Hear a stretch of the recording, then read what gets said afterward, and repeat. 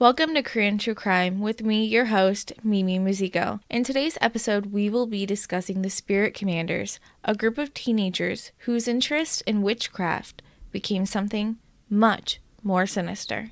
A disclaimer before we get started, all names used in today's episode are selected by me as pseudonyms because all of the involved victim and perpetrators' names were never released to the public. I selected these names from the top 100 baby names in South Korea. Our case today begins on a forum and blog website called Naver Cafe, where teenagers created a group called the Spirit Commanders. It was mostly middle school to high school age kids who had a vague interest in witchcraft and the paranormal. The kids that posted in this group weren't seriously into witchcraft, but they were deeply interested in it, and they expressed interest in wanting to be able to commune with spirits. They even went as far as role-playing the idea of being in control of spirits that they summoned. Some of the teenagers spoke about the importance of the group to them and how it helped them find community. They felt marginalized and ignored in their real lives, and they were able to turn somewhere where they could feel happiness and silliness and friendship. But first, we're going to go back a year before the Spirit Commanders group was created, to March of 2011. 19-year-old man Minjun and 21-year-old woman Gia were best friends. They played together on an online massively multiplayer game called Mabinogi. After playing online together for a while, Minjun decided to express how he felt about Gia and ask her out on January 1st, 2012. Well, she felt the same way and they started dating.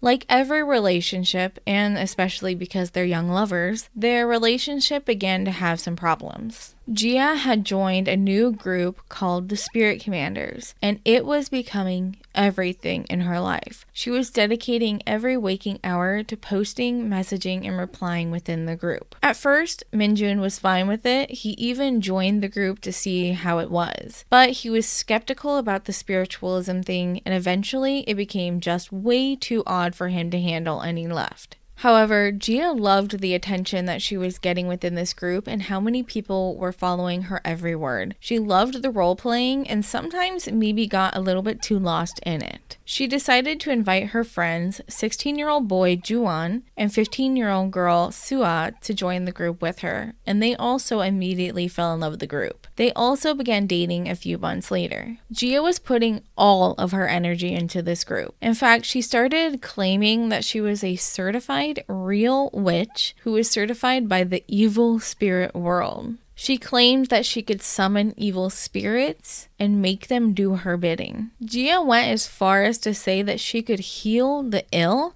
and summon souls from the underworld. Juan and Sua also joined in the role-playing that she did about being evil summoners who communed with demons that they referred to as their brothers and sisters. And at this point, the Spirit Commanders had more than 3,000 members, and members were posting at all hours of the day. However, as time went on, the content got stranger. Gia's online persona had become a majority of who she was. Her online username, Singing Leika, was named after the first animated television series in South Korea, Leika, about fairies and demons battling it out with witchcraft. After a few months of the group, she believed she was a real witch. It's not my place to comment on the legitimacy of different spiritual groups, so I'll reserve judgment about the claims that she made, but it was clear that her obsession with the group was becoming unhealthy. Gia's involvement in the group began to become hostile. She would post claims that were outlandish and wild and say they were really happening, breaking the kind of role-playing, lighthearted nature of the group. People would be skeptical and comment on those posts asking her if that really happened. Of course, they were curious, and she would lash out, cursing them out, harassing them, or even trying to block them from the group. One of the members that faced harassment at her hands decided to leave the group. They made a post saying goodbye and that they loved everyone in the group, but they couldn't handle how hostile of an environment it had become. That's when Gia went crazy. She gathered some members of the group to place a curse upon the leaving member, and even publicly posted about the curse they were putting on her to make her even more anxious. And that was just the beginning. Later, when other members decided to leave, some members created threads suggesting the use of physical violence against the deserters.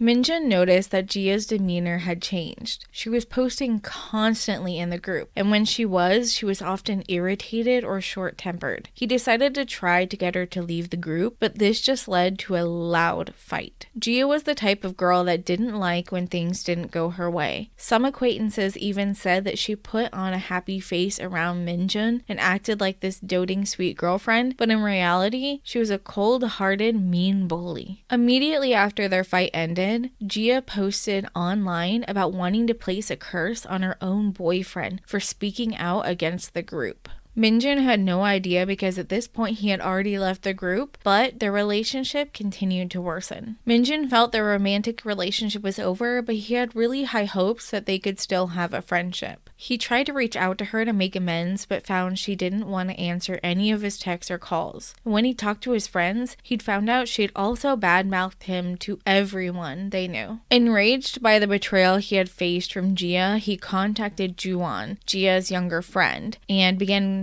complaining all about Jia being too involved in the group and how he wanted her to leave, and he was cursing out Juan and telling him if Juan didn't get her to leave the group that he would expose all of their identities. Well, Juan didn't like this one bit and immediately turned to the Spirit Commanders group for help. He created an offset thread about harassing Minjun, and together the group, including Jia, sent him hundreds of text messages, and the messages they were sending weren't tame. They weren't just telling him to have a bad day. They were cursing him out, wishing him to unalive himself. They were absolutely atrocious. At this point, the group had only existed for a few months, and it had already become so toxic so quickly. On April 24th, 2012, Jia made a post on her own personal blog saying that she hoped Minjun died, and other members of the group followed suit, commenting that they wanted to curse him out or even posting what they wanted to say to him in the comments. Juan even commented, who I will remind you is 16 years old. He commented saying that he wanted to be the one who killed Minjun, and a friend of theirs, Yu-chan, commented that he wanted to help Juan take care of the problem. At this point, the group had mostly stopped posting in the Spirit Commanders group and was conducting all of this talk of violence outside of the group in their personal blogs or in personal text chats. Meanwhile, on Minjun's blog, he has posted about how deeply sorry he was for taking out his anger on Juan and even apologized to Jia for asking her to step away from something she was so passionate about. He seems like he was deeply sorry, and of course, possibly because of the severe harassment he received, wanted to make a public post letting everyone know how sorry he was. When Juan, Yu-chan, Sua, and Jia finally read Minjun's blog post, it was a little bit too late. They had already started plotting something in their secret text chat. Minjun reached out to Juan to apologize. He wanted to meet face to face so that he could say sorry and hopefully mend their friendship.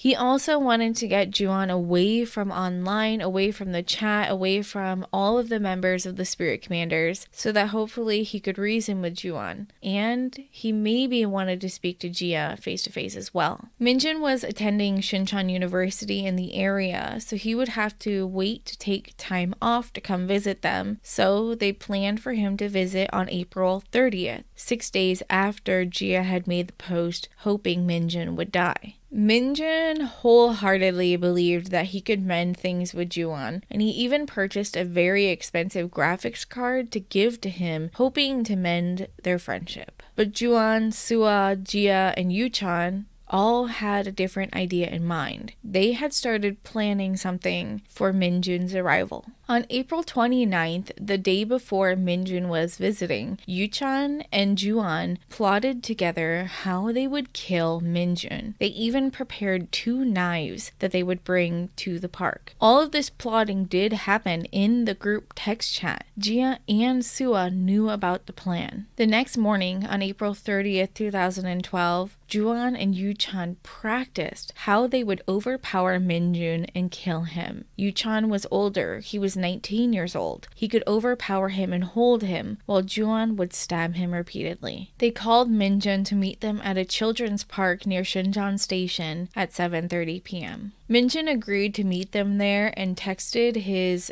group chat that he had with 6 of his college friends about where he was going and what he was doing. He knew that it was risky going to that park at night with Juan because of the fight they had before. He was worried that Juan would want to fight him, but he was hoping it wouldn't come to that. Before Minjun went to meet Juan at the park, he had been having dinner with a high school friend. He left the friend, said goodbye, and headed towards the park at about 7 p.m. He arrived at the park, and before he saw Juan, he texted his college group chat where he was. He also said he was there to apologize to Juan, and he brought a gift for him. He also confided in his friends that he wanted to see Gia and convince her to leave the group before he went back home. He sent that message at 7:23 p.m. A few minutes later, at 7:30 p.m., Juan, Gia, Sua, and Yuchan all left Juan's house to head towards the park. However, Gia split from the group and went home early. Apparently, this was part of their plan. On the way there, Yuchan gave Juan one of the knives to hold. The 3 met up with Minjun and began walking around the park while making small talk. They chose this park in particular because it wasn't covered by the CCTV. They talked and walked for a while until 8:13 p.m. Minjun sent another message to his group chat. He wrote, "They're taking me down an alley. It's really suspicious." After he sent that message, his friends would lose contact with him. The area of the park that they walked to isn't covered by CCTV. It's often littered by trash, homeless people take shelter there, and it's usually a hotbed for crime. When they finally stopped walking, Minjun took off his backpack and began to show Juan the graphics card that he brought. But before he could begin to apologize, Juan began shouting obscenities at him and threatening him. This is when Yuchan grabbed an electrical wire from his back pocket and strangled Minjun to the ground. Juan took out the knife he was hiding and began stabbing Minjun 10 times, while Minjun screamed for help. The 2 boys didn't care about his pleas for help. Instead, Yuchan pinned him to the ground, grabbed a steel pipe, and began beating Minjun repeatedly. When Juan and Yuchan were finished brutally murdering Minjun, he had suffered 40 stab wounds and bludgeoning to his head, neck, and stomach. While he was certainly dead, they took the time to stab him 2 more times in the neck. The gruesome scene was nauseating to read about. Some of Minjun's organs were exposed or spilling from his abdomen onto the pavement. The 2 murderers didn't flee the scene immediately. Instead, they decided to hide the body. They tried to roll Minjun's body off of the side of the road down a hill, but the thorny bushes prevented them from doing it. And the visible bloodstain on the road couldn't be cleaned up quickly, so they decided to change their plan. They stopped trying to hide the body, knowing that a sanitation worker would likely come in the morning and discover it anyways. They knew that parks were becoming more dangerous in South Korea, and likely they wouldn't be tied to the crime. Certain parks in South Korea had become very common locations to discover bodies, whether it be a homeless person who passed away in the cold of night, a murder victim, or someone who took their own life. If you've listened to other Korean true crime cases, a lot of our cases include bodies that were found in public parks. While things are getting better now, in 2012, Juan and Yuchan would know that bodies were often found in parks, and the lack of CCTV coverage meant that they were likely to get away with their murder. Immediately after fleeing the scene, Juan and Yuchan sent text messages in the group chat justifying what they had just did. Juan posted, "If there are 30,000 murders in the world each day, why would 30,001 matter?" After they left the park, they remembered that Minjun had a backpack and a cell phone, so they went back quickly. They grabbed the backpack, took the graphics card, destroyed Minjun's cell phone, and threw it into a pond. They then continued to text the group chat about making plans to burn the bloodied clothes. So let's establish a timeline for the events that happened. If Minjun's last text message was sent at 8:13 p.m. and the attack happened shortly after that, we can surmise that the attack lasted less than 20 minutes, including Yuchan and Juan returning to the scene for the backpack and cell phone, as a nearby resident found Minjun's body at 8:47 p.m., merely 34 minutes after Minjun sent the text message to his friends. The resident contacted the police, and the police arrived at 9:20 p.m., about a half hour later. Minjun's college friends lost contact with him at 8:13 p.m., but they continued to try to reach him. They called and they texted, but when they couldn't reach him, they started to freak out. At 8:49 p.m., just 2 minutes after the resident found Minjun's body, they contacted Juan. They questioned Juan about Minjun's location, but Juan denied knowing where Minjun was. He said they talked a little, they fought a little, they made up, and then they parted ways near Shincheon Station next to UA's Women University. But the friends didn't believe him, so they immediately contacted the police, who had just arrived at the scene of Minjun's death.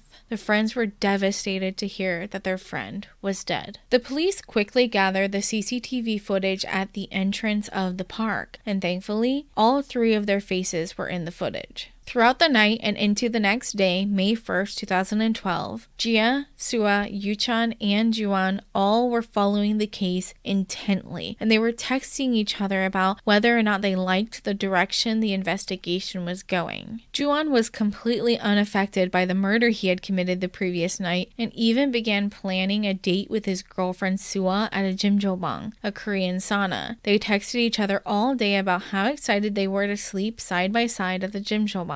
And that night, they did. They slept side by side until the police arrived and arrested them both. However, Sua was released shortly later because the arrest warrant was only for Juan and Yuchan. The next day, on May 2nd, 2012, Yuchan was arrested at his house. It wasn't until 27 days later the police were able to get an arrest warrant for both Jia and Sua after pulling all of the text records. While we don't know what happened in interrogation, Minjun's father spoke publicly to the press and said he believed that the 2 boys were trying to lighten their sentence by shifting the blame between the 4 of them. All 4 of the perpetrators sent handwritten letters to Minjun's father, but he returned them unopened because he was uninterested in what they had to say. The prosecuting attorneys believed that this was a planned crime and not accidental like the defense wanted to claim. They said that neither of the perpetrators experienced remorse after the incident, and it was evident in the text messages that they sent.